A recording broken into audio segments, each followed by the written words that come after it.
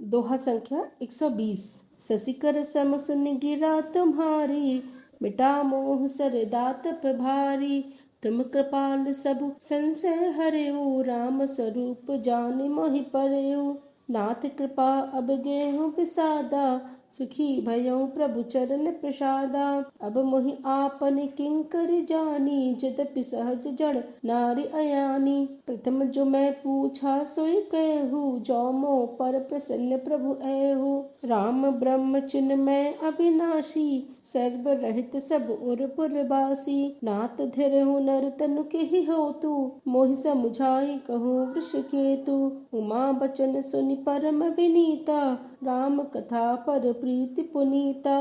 मंगल भवन अमंगल हारी, द्रवहु सुदर्शत अजर बिहारी। हिये हर्ष कामारि तब शंकर सहज सुजान, बहुविधि उमहि प्रशंस पुनि बोले कृपा निधान। अर्थात आपकी चंद्रमा की किरणों के समान शीतल वाणी सुनकर मेरा अज्ञान रूपी शरद ऋतु क्वार की धूप का भारी ताप मिट गया।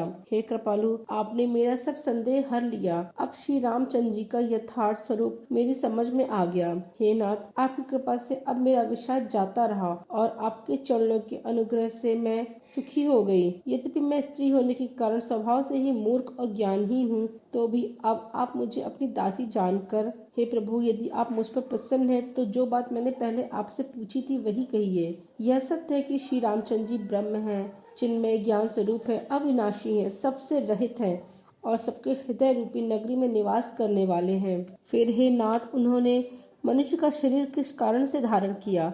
हे धर्म की ध्वजा धारण करने वाले प्रभु, यह मुझे समझाकर कहिए। पार्वती के अत्यंत नम्र वचन सुनकर और श्री रामचंद्र जी की कथा में उनका विशुद्ध प्रेम देखकर तब कामदेव के शत्रु स्वाभाविक ही सुजान कृपा निधान शिव जी मन में बहुत हर्षित हुए और बहुत प्रकार से पार्वती की बड़ाई करके फिर बोले, धन्यवाद।